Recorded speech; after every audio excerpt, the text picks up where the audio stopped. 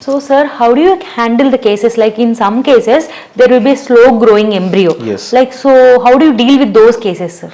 Yes, slow growing embryos. Yes, the thing is, generally, what we are observing is day 0 to day 5 growth. So, some cases will be little slow. So, we are extending to day 6.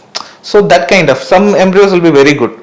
So, if a fertilization happens within 2 hours or 3 hours, means the growth will be little fast actually. But what if some fertilization might be delayed?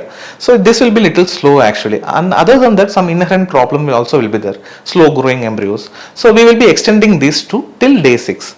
So, we will be giving some grace time for the embryos to grow. So, if there is growth on day 6, if it is good, means we will take that also. So, what are the chances of twin pregnancies and multiple pregnancies, sir? Yeah, yes, correct. The twin chances are little more in IVF procedures because the problem is we need success.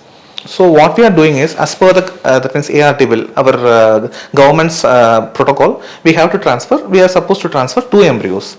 So if you are transferring single embryo, means there is a less chance of implantation. So we have to transfer 2 embryos. In some patients, the implantation rate little low. The receptivity of the endometrium is little low. So in that cases, the implantation will be little low.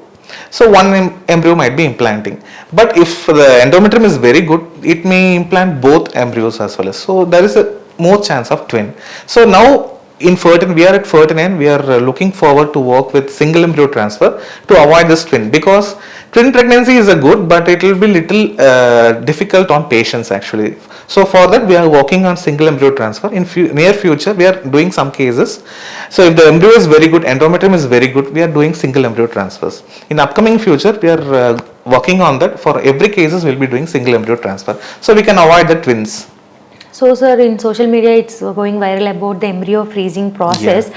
Like, how do you? So, sir, how will be your bonding with fertility doctors and fertility patients? Sir? Do you frequently talk to them? Patients, we won't be having that much interaction, but doctors, it's crucial, because if you are doing something, means we need to get that means suggestion from doctors as well as. So this bond is very important with the embryologist as well as doctors.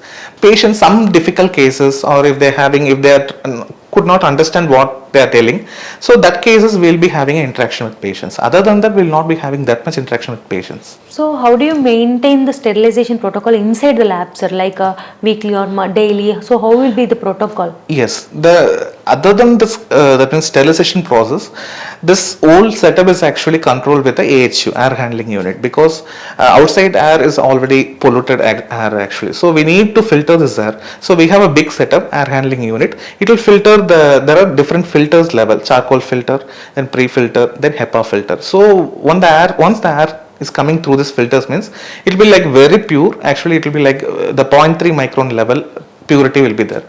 So that is one thing. Then after that we'll be having separate cabinets as well as.